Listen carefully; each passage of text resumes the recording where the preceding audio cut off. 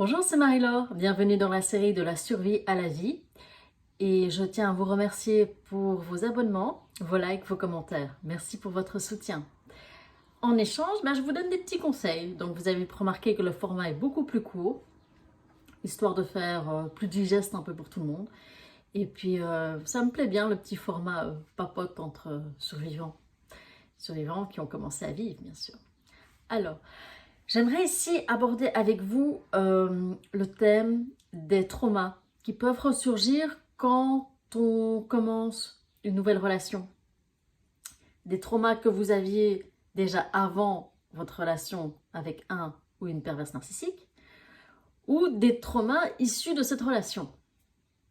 Mais je pense que c'est important de savoir un petit peu à quel moment il y a des choses qui se réveillent pour pouvoir les corriger. C'est aussi des indications sur des points à travailler. Alors, premier genre de trauma qui peuvent se réveiller, c'est la peur d'être de trop, la peur de déranger. On n'ose pas montrer qu'on est là, voilà. On veut pas paraître trop, comment on dit, trop collant, trop collante. On veut pas, voilà, on n'ose pas dire trop ce qu'on veut, ce qu'on ressent, parce que on a peur que l'autre trouve que c'est abusé.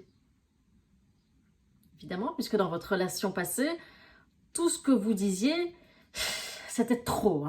C'était évidemment, il y avait encore quelque chose à dire, évidemment. Mais voilà, donc vous pouvez encore avoir cette peur de déranger. Alors, vous pouvez aussi avoir la peur, qui est un véritable trauma, c'est que l'autre vous mente. C'est que l'autre vous prenne pour un con ou pour une conne.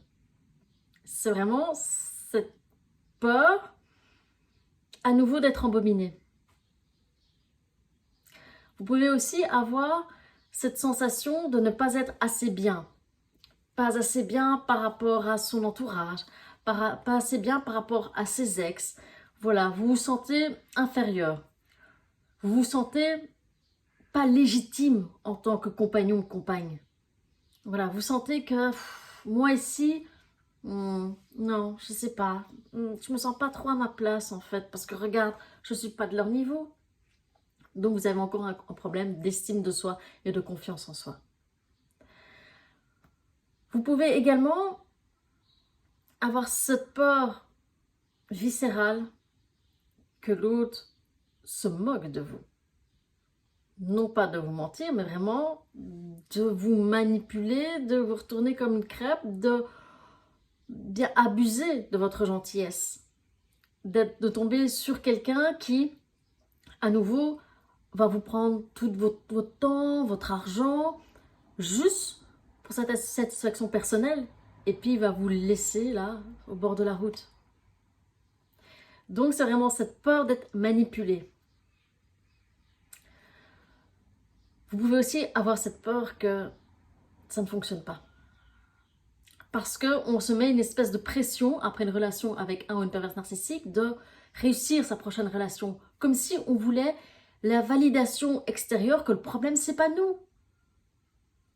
Comme si on voulait une espèce de confirmation qu'on est aimable et qu'on sait aimer, qu'on a des modes de fonctionnement normaux. On n'est pas comme ce que l'autre nous a dit qu'on était.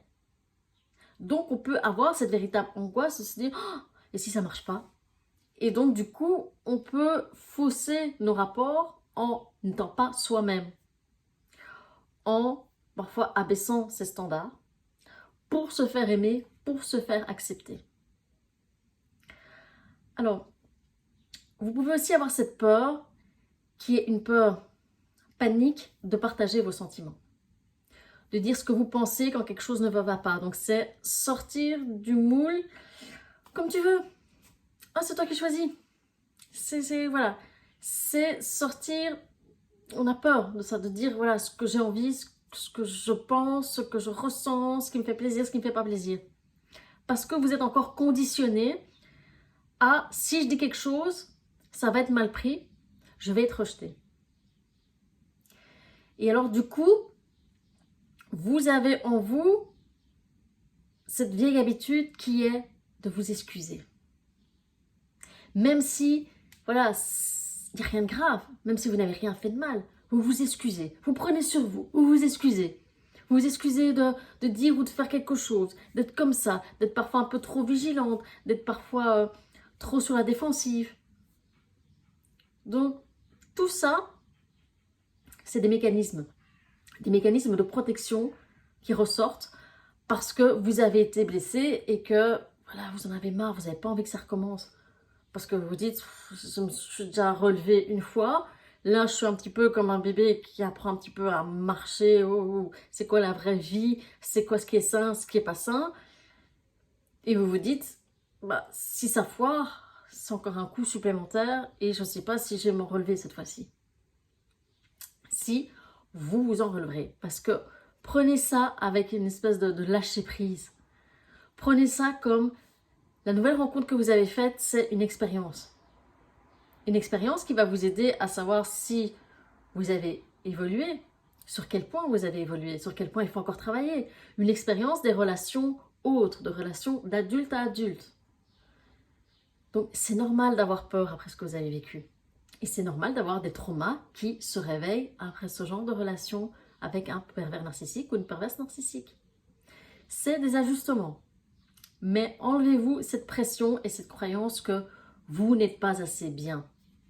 Que automatiquement, si quelqu'un s'intéresse à vous, c'est pour profiter de vous. C'est pour se moquer de vous. Parce que là, vous allez vous conditionner.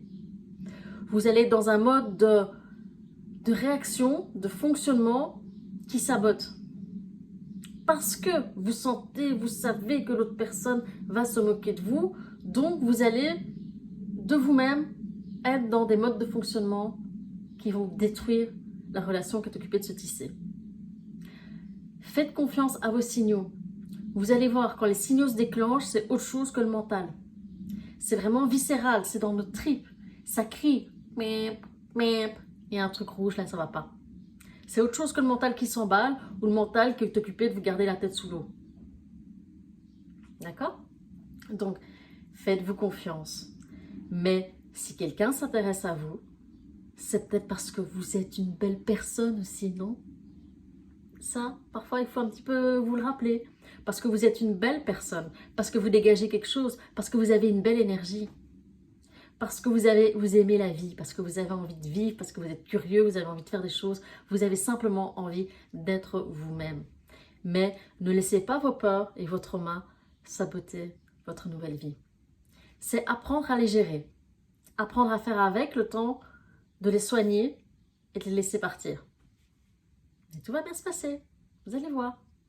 Mais enlevez-vous cette pression de « il faut que je réussisse mes relations, il faut que j'ai la preuve que je suis aimable ». D'accord? À bientôt.